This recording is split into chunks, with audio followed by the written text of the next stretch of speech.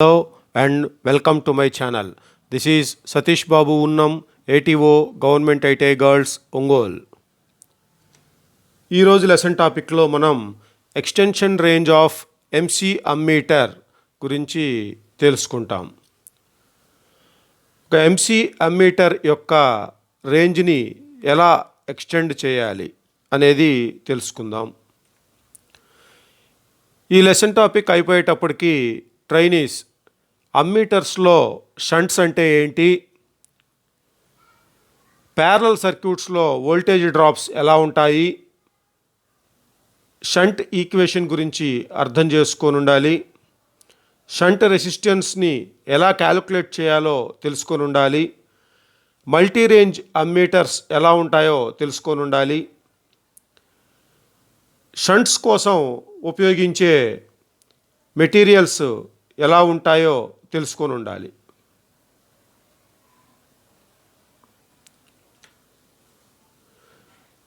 షంట్స్ అంటే ఏంటనేది ముందు చూద్దాము. సాధారణంగా ఒక ఎంసీ మీటర్ యొక్క మూవింగ్ కాయిల్ ఇది మూవింగ్ కాయిల్. ఈ మూవింగ్ కాయిల్ ఎలా ఉంటుందంటే సన్నని వైర్ తోటి వైండింగ్ చేయబడి ఉంటుంది. అంటే వైరు బాగా సన్నగా ఉంటుంది. మూవింగ్ కాయిల్ యొక్క వైరు బాగా సన్నగా ఉంటుందన్నమాట. సన్నగా ఉండటం వల్ల ఇది చాలా తక్కువ కరెంటును మాత్రమే తట్టుకోగలదు. అంటే ఎక్కువ కరెంట్స్ని ఇవి క్యారీ చేయలేవు. అంటే వీటిలో నుంచి ఎక్కువ కరెంట్స్ కనుక ప్రవహిస్తే ఈ వైండింగ్ వైరు తట్టుకోలేక కాలిపోతుందన్నమాట. సో చాలా తక్కువ మోతాదులో కరెంట్స్ను మాత్రమే ఈ యొక్క కాయిల్, మీటర్ యొక్క కాయిల్ తట్టుకోగలదు. ఇప్పుడు మనకి బాగా ఎక్కువ కరెంట్స్ని కొలవాల్సిన అవసరం ఏర్పడినప్పుడు మరి ఎట్లా చేయాలి? ఈ మీటర్ కాయిల్ పనికిరాదు. సో ఎలా చేయాలి అంటే ఈ యొక్క మీటర్ కాయిల్ని మనం కొన్ని మార్పులు చేస్తాం అన్నమాట. ఎలాగంటే ఈ మీటర్ కాయిల్కి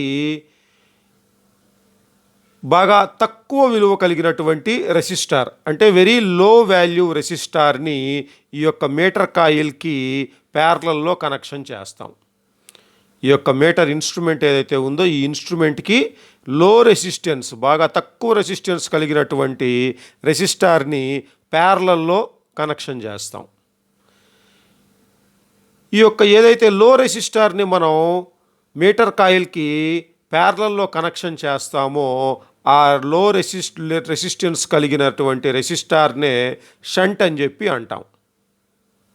సో షంట్ అంటే ఏం లేదు, మీటర్ కాయిల్ యొక్క కరెంట్ క్యారీయింగ్ కెపాసిటీని పెంచడం కోసంగా మనం ఆ మీటర్ కాయిల్కి ఒక లో వాల్యూ రెసిస్టార్ని ప్యారలల్లో కనెక్షన్ చేస్తాం. ఆ లో వాల్యూ రెసిస్టార్ని షంట్ అని చెప్పి అంటాం. ఇప్పుడు ఇక్కడ ఈ యొక్క డయాగ్రామ్లో చూసినట్లయితే ఇది మీటర్ కాయిల్, ఇది షంట్. సో టోటల్ ఇన్స్ట్రుమెంటు ఇది కేవలం మీటర్ కాయిలే, మీటర్ కాయిల్కి కనెక్ట్ చేయబడిన షంటు, ఈ రెండింటిని కలిపి టోటల్ ఇన్స్ట్రుమెంటు తయారవుతుంది మనకి. ఇప్పుడు మనం ఏదైతే ఇక్కడ వోల్టేజ్ సప్లై చేస్తామో ఈ పాయింట్ మరియు ఈ పాయింట్ మధ్య వోల్టేజ్ని మనం సప్లై చేసినప్పుడు ఇందులో నుంచి ప్రవహించే కరెంటు ఇది టోటల్ కరెంట్ అవుతుంది. ఇక్కడ టోటల్ కరెంట్ అవుతుంది. ఈ టోటల్ కరెంట్ కాస్త కొంచెం ప్యారలల్ సర్క్యూట్ కాబట్టి మీటర్ కాయిల్లోకి కొంత, షంట్లోకి కొంత విడిపోతుంది. సో టోటల్ కరెంట్ ఏదైతే ఉందో ఆ టోటల్ కరెంటు మీటర్ కాయిల్లోకి కొంత, షంట్లోకి కొంత డివైడ్ అయిపోతుంది. వోల్టేజ్ మాత్రం షంట్ దగ్గర ఏదైతే వోల్టేజ్ ఉంటుందో మీటర్ కాయిల్ దగ్గర కూడా అదే వోల్టేజ్ ఉంటుంది. టోటల్ వోల్టేజ్ కూడా అదే. So total voltage is equal to shunt voltage is equal to meter coil voltage. Voltage మొత్తం సమానంగా ఉంటుంది ఎక్కడ చూసినా. కరెంటు మాత్రం టోటల్ కరెంటు తయారవుతుంది. ఆ టోటల్ కరెంటు కొంచెం మీటర్ కాయిల్లోకి, కొంచెం షంట్లోకి విడిపోతుంది. ప్రతి ఒక్క మీటర్ కాయిల్కి కొంత రెసిస్టెన్స్ ఉంటుంది. ఈ షంట్ కాయిల్కి ఈ షంట్ని ప్యారలల్లో కాయిల్కి కనెక్ట్ చేసినప్పుడు ఈ కాయిలు మరియు షంట్ మధ్యన కరెంటు డివైడ్ అయిపోతుంది. ఇంతకుముందు మనం చెప్పుకున్నాం. సరైన రెసిస్టెన్స్ కలిగినటువంటి షంట్ని ఉపయోగించటం వలన కాయిల్లో ప్రవహించేటటువంటి కరెంటు కాయిల్ డ్యామేజ్ అవ్వకుండా సేఫ్ లిమిట్లో ఉంటుంది. మిగిలిన కరెంట్ ఏమో షంట్లోకి ప్రవహిస్తుంది. So coil for example 1 milli ampere మాత్రమే తట్టుకోగలదు అనుకుంటే ఆ 1 మిల్లీ యాంపియర్ కరెంటు మాత్రమే కాయిల్లోకి ప్రవహించేటట్లుగా ఇక్కడ కనెక్షన్ చేసే షంట్ యొక్క విలువని మనం నిర్ధారించుకొని షంట్ని కనెక్షన్ చేయాలి. సో అప్పుడు టోటల్ కరెంట్లో ఆ 1 మిల్లీ యాంపియర్ మాత్రమే, అంటే ఈ మీటర్ కాయిల్ ఎంత అయితే కరెంట్ తట్టుకోగలదో ఆ కరెంటు మాత్రమే ఈ మీటర్ కాయిల్లోకి ప్రవహించి మిగిలిన కరెంటు మొత్తం షంట్లోకి ప్రవహించేస్తుంది.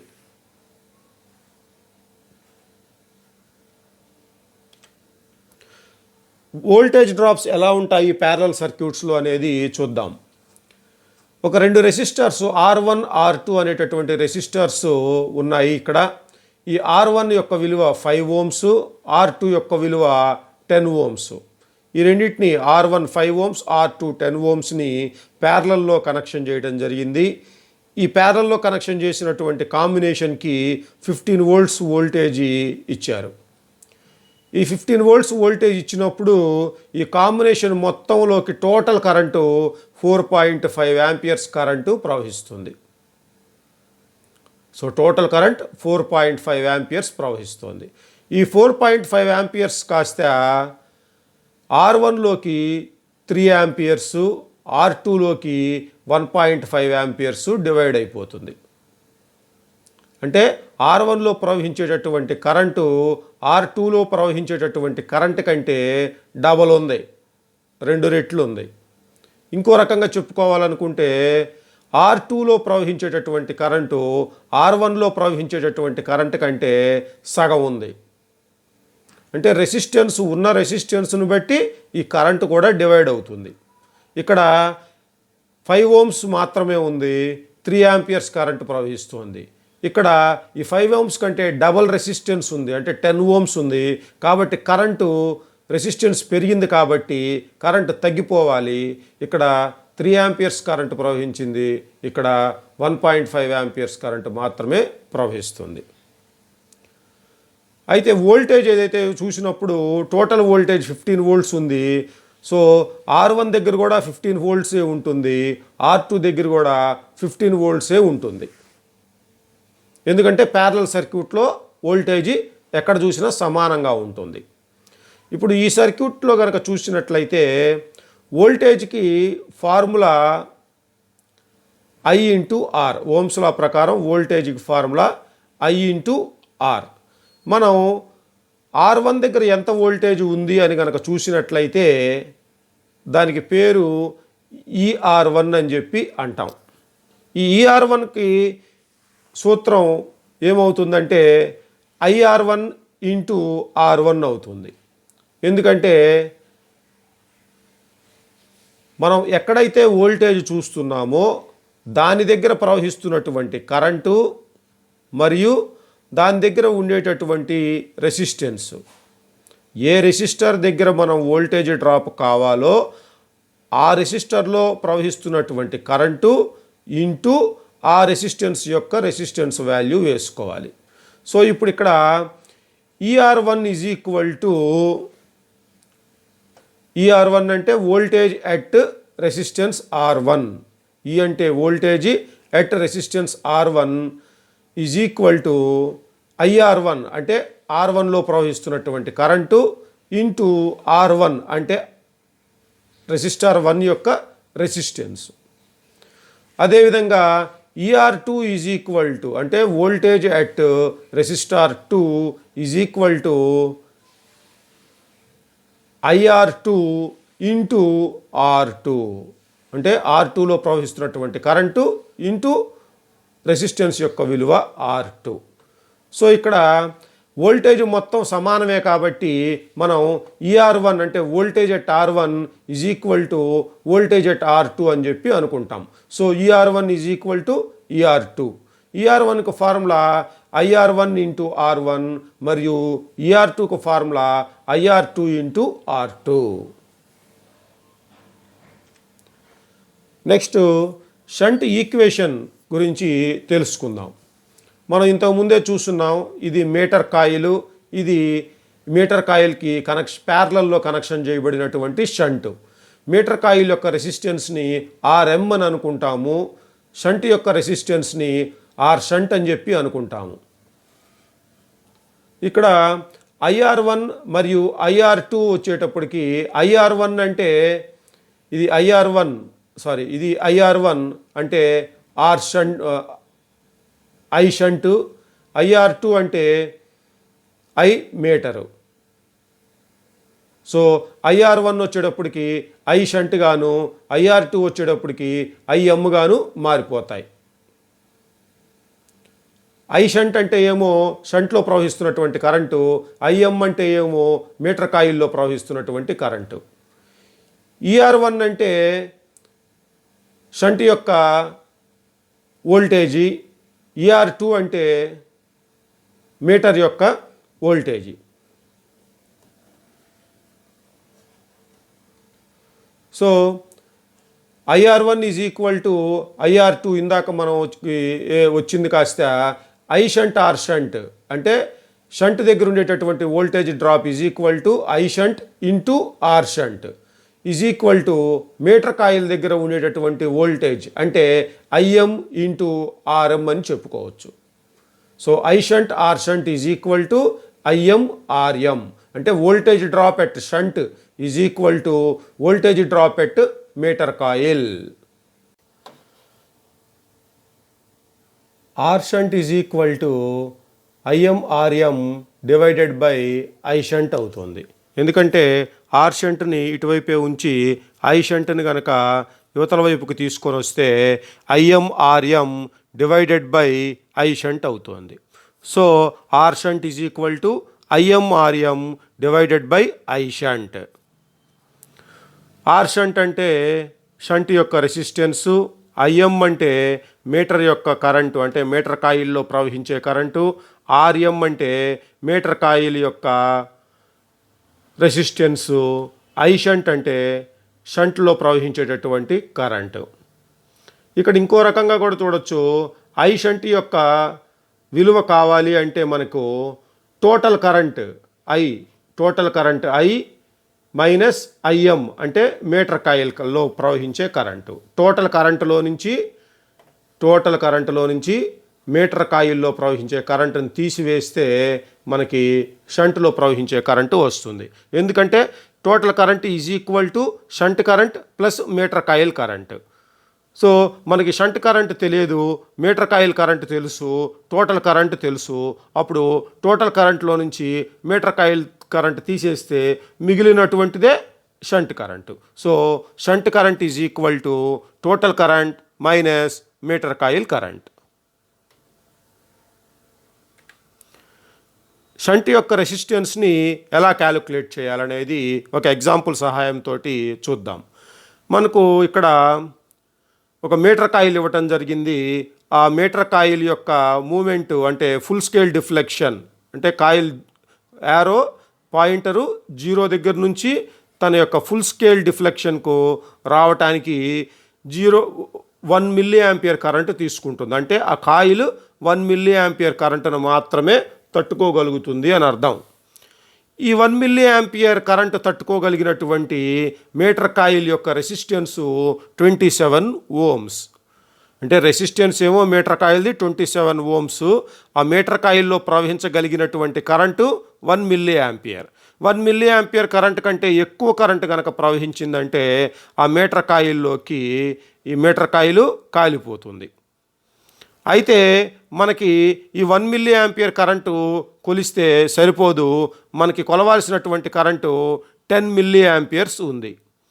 అంటే మీటర్ యొక్క రేంజ్ని 1 మిల్లీ యాంపియర్ నుండి 10 మిల్లీ యాంపియర్స్కి ఎక్స్టెన్షన్ చేయాలి మనం. సో మనకి ఉన్నటువంటి ఈ అమ్మీటర్ ఇప్పుడు 10 మిల్లీ యాంపియర్స్ కరెంటుని కొలవవలసి వచ్చింది.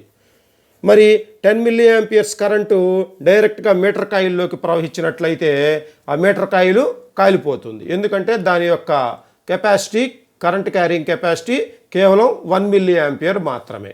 సో ఇప్పుడు ఏం చేయాలి మనం? మొట్టమొదటగా 10 milli amperes current total current అవుతుంది, 1 milli ampere current meter coil current అవుతుంది.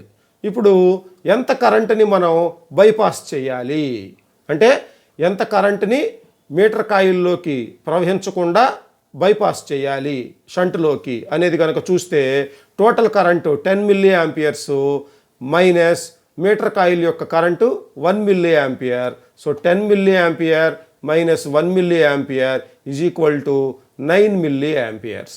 9 మిల్లీ యాంపియర్స్ని యాంపియర్స్లోకి మార్చుకున్నప్పుడు 9 డివైడెడ్ బై 1000 వేసుకుంటే 0.009 యాంపియర్స్ అవుతుంది.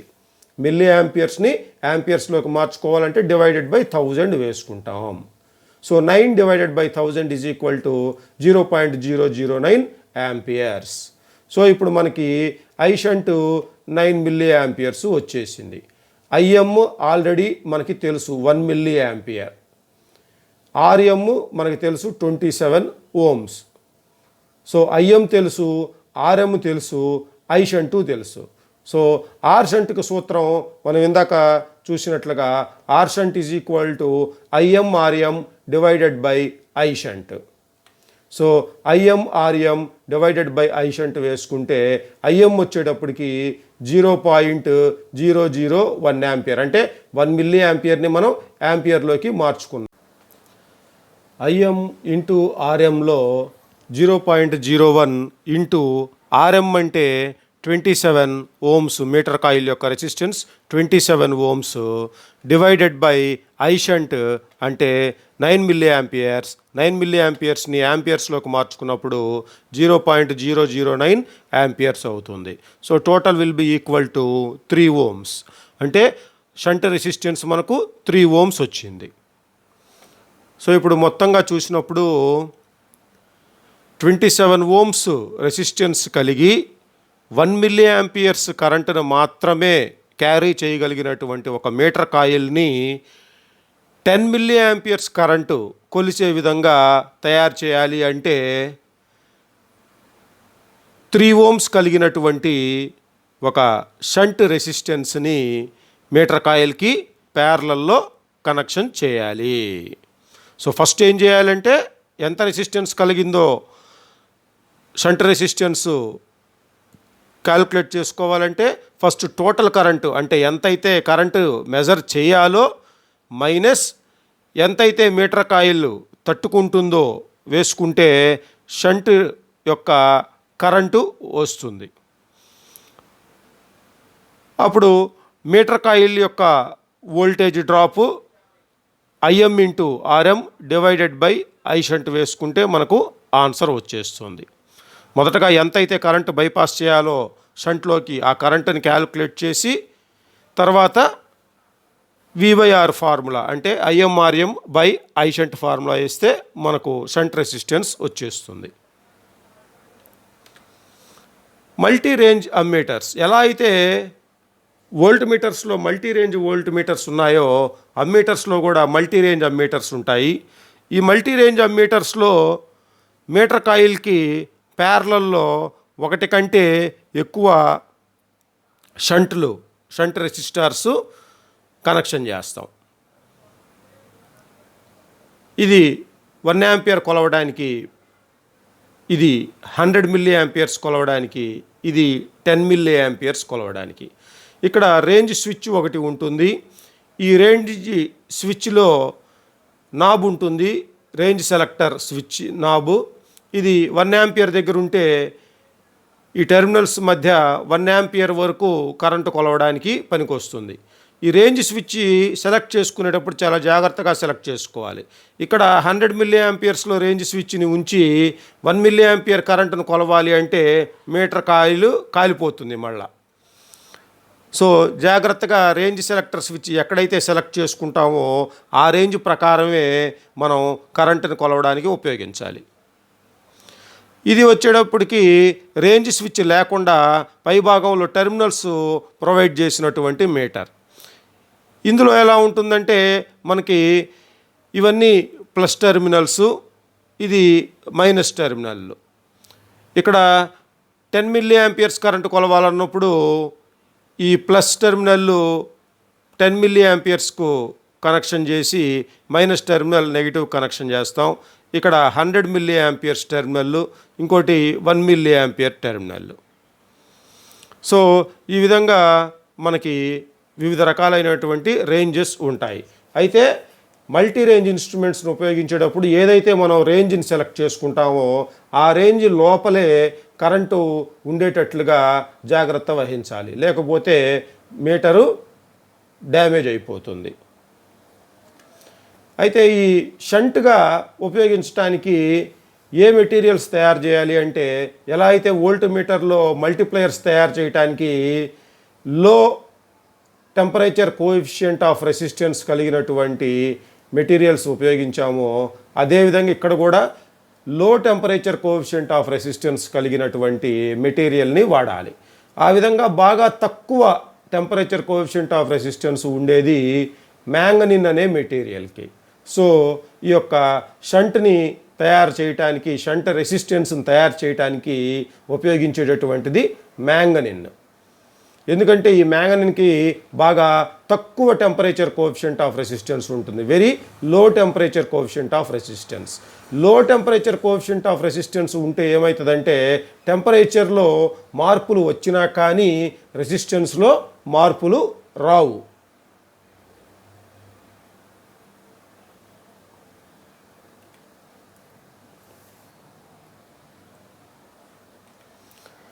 If you like this video, don't forget to click like